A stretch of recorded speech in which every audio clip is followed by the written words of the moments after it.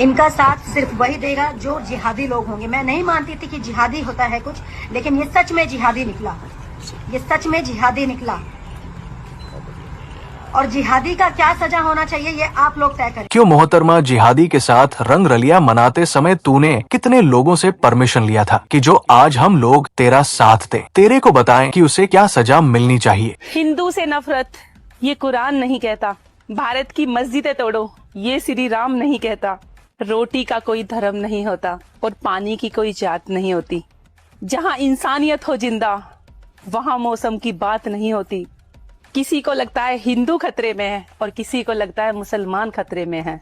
धर्म का चश्मा उतार के देखो दोस्तों, हमारा हिंदुस्तान खतरे। तेरे कहने पर उतार दिया मोहतरमा, धर्म का चश्मा उतार दिया और अब दिख रहा है कि ना हिंदू खतरे में है, ना मुसलमान खतरे में है और ना ही देश खतरे में है। खतरे में वो हैं जिनको लगता है मेरा वाला अब्दुल ऐसा नहीं है, वो तो गाय जैसा, उसमें सुअर जैसी कोई बात नहीं है। बोलना चाहूंगी और ये सच है कि किसी मुसलमान पे भरोसा मत करना। आज मैं बोल रही हूँ, जो लड़की बोलती थी कि हिंदू मुसलमान कुछ नहीं होता, सब एक होते हैं, लेकिन मैं गलत साबित हुई, आपने साबित किया, एक मुसलमान ने साबित किया। मैं तो यही कहता हूँ, मुसलमान ठीक नहीं हो सकते। अपनी बहन बेटियों को, अपने परिवारों को मुसलमानों से दूर। इनके चाचा शायद इस लौंडिया के बैकग्राउंड के बारे में आपको नहीं पता, नहीं तो आप साथ इसका बिल्कुल नहीं देते। आप इस लौंडिया के मदद के लिए आगे आने के बजाय आप 4 जूता इसको ऊपर से पीट देते। बाकी पिंकी चाचा बहादुरी इसमें नहीं है कि उन लोगों से दूर भाग जाओ, बहादुरी इसमें है कि उन लोगों के झांसे में मत आओ। दोस्तों, ये मामला है मनी मिराज जो एक कॉमेडियन है और ये बन्नू द ग्रेट जो ये लौंडिया है, इसका नाम है। इन दोनों का मामला है। ये पूरा पहले इसने मनी मिराज के साथ शादी रचाई उस पॉलिसी के अंतर्गत जिसमें होता है कि मेरा वाला अब्दुल ऐसा नहीं है। फिर रंगलिया भी मनाए तमाम, ऐसी वीडियो भी अच्छी बुरी वाली आई है। उसके बाद जब अब्दुल अपने असली वाले रूप में आ गया, जो मकसद वाला रूप होता है कि मकसद पूरा करना है, जब वो उस रूप में आ गया तब ये सामने रोने धोने का करने लगी नाटक और हिंदुओं से मांगने लगी मदद। दोस्तों, हम तो कहेंगे कि इस प्रकार की लौंडिया जो उस पॉलिसी के अंतर्गत शादी करती है, गर्लफ्रेंड बनती है, जितनी भी मार्केट में है, जो अपने घर परिवार रिश्तेदार को ताक पर रखकर उनको इग्नोर कर भाग जाती है, शादी कर लेती है, उनका मदद करने के बजाय अगर वो सामने से फरियाद करें तो 4 जूता ससुरी को पिछवाड़े पर मारना चाहिए और उनको उन्हीं के हालत पर छोड़ देना चाहिए। और एक कंडक्टर कहाँ है? ये ड्रेस में होना चाहिए, इसका नाम लिखाना चाहिए कि इमरान है, ये कहना है, क्या होना चाहिए कि नहीं होना चाहिए। कल से तुम्हारे साथ कुछ दुर्घटना होती है, उसका जिम्मेदार कौन रहेगा? और यहाँ बहनों को नहीं बिठाना। ये क्या करते हैं, बहनों को बिठा के नंबर ले लेते, मैं दीदी सीट मोकलूंगा, फिर दीदी से संपर्क बढ़ा लेते धीरे धीरे। हमारे पास ऐसे 200 मामले अभी 200। ये इनके घर वालों को भी धोखा दे रहे हैं और सामने वाली छोरी को भी धोखा दे रहे हैं और हमारे हर व्यक्ति के वीडियो फोटो हमारे व्यक्ति इनकी वेरीफाई कर चुके, इसलिए हमने अभियान चालू करा है। सही है कि नहीं, बोलो आप। आपका सोचना और आपका जो अभियान है ये दोनों जायज है, लेकिन सारी गलती उस कंडक्टर, उस बस ड्राइवर, उस अब्दुल की ही नहीं है।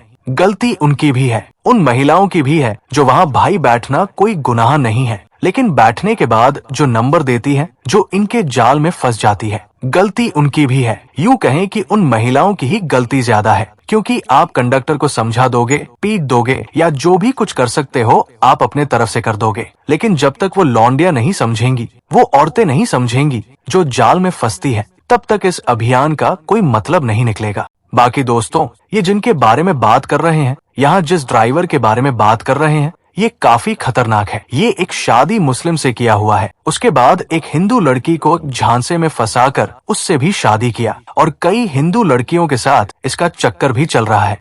अभी चैन से खा भी रहा है, अगर वो ना रहता तो खाना भी ना मिलता चैन से। हाँ, हम तो बता रहे सही से। तो बोल रहे हैं बदलना चाहिए सरकार। कुछ अच्छा नहीं किया है। अच्छा। इन लोग को पता नहीं है, अभी सही से देखा ना साजिश कौन रचा। और जो करना है अभी ठीक मोदी जी करता है, ऐसा करता है कि एक ही बार निकाल लेता है, उसको डर नहीं है किसी से। वो चुपचाप से करता है, पीछे करता है, पीछे कोई बार करता है, पीछे से करना है तो आगे से बार करो, पीछे से क्या बार कर। मोहतरमा, कहना क्या चाहती हो कि मोदी जी एक ही बार में निकाल देते हैं? मोदी जी पीछे से नहीं आगे से करते हैं। क्या चल रहा है ये सब? वैसे हमारे समझ में कुछ नहीं आ रहा है। हमें लग रहा है कि ये शायद मोदी जी की तारीफ करना चाहती है। बाकी आप लोगों को क्या लगा कमेंट में बताइए। कि मोदी जी से याद आया कि मोदी जी का एक दिन पहले बर्थडे था। हमारे प्रधानमंत्री श्री नरेंद्र मोदी जी की 75वीं सालगिरह के मौके पर उन्हें ढेर सारी शुभकामनाएं। Wishing you a very happy birthday sir. हमारे देश के विकास के लिए जो आपने योगदान दिए हैं वो हमेशा याद किए जाएंगे और इस खुशी के मौके पर हमारी ये प्रार्थना है ऊपर वाले से कि आपको वो लंबी आयु दे। हमारी ये भी प्रार्थना है कि ऊपर वाला आपको हमेशा शक्ति दे कि आप भारत को हमेशा आगे ले जाएं, उन्नति की ओर ले जाएं, प्रगति की ओर ले जाएं। एक बार फिर ढेर सारी शुभकामनाएं। देखो जी क्या से क्या हो गए। देखते देखते ये कराची वुड वाले ये आमिर खान है। कुछ समय पहले इनकी बीवी को भारत में रहने में ही डर लगता था, लेकिन अब सब कुछ बदल गया। अब माहौल ही बदल गया। अब ये मोदी जी को स्पेशल वीडियो बनाकर उनके बर्थडे की बधाई दे रहे हैं। अभी बताऊंगा क्यों दे रहे हैं, लेकिन ऐसा हुआ कैसे। वैसे यही नहीं, तमाम लोग आमिर खान, शाहरुख खान, अजय देवगन, सैफ अली खान सब लोग ने अब की बार बधाई दी और सबका एक ही टारगेट था 75वां जन्मदिन। 75वां जन्मदिन 2 बार बोल रहा हूं, 3 बार भी बोल सकते हैं, 5 बार भी बोल सकते हैं, क्योंकि इन लोगों ने यही हाईलाइट किया है कि मोदी जी आप 75 के हो गए हैं। अब आप मोदी जी रिटायर हो जाइए और विरासत में पप्पू को पीएम की गद्दी दे दीजिए। आज वो संकल्प की जीत है, सीमांचल की जनता की जीत है, कोसी की जनता की जीत है और उसके लिए हम आदरणीय एक ऐसे प्रधानमंत्री जी, एक ऐसे ईमानदार मुख्यमंत्री जी, माननीय नीतीश कुमार जी, माननीय प्रधानमंत्री जी का मैं स्वागत करता हूं। मैं धन्यवाद देता हूं दिल के गहराइयों से। पार्टी बदल लिया। अरे पार्टी नहीं, ये अगर इसको मौका मिले तो ये अपने छोटी सी नहीं दिमाग की बात हो रही है, छोटा सा दिमाग भी बदल ले। ये कल तक जब उस मंच पे था तब मोदी जी को चोर बोल रहा था, लेकिन आज समय बदल गया, मंच बदल गया और वही मोदी जी, वही नीतीश कुमार सबसे ईमानदार हो गए।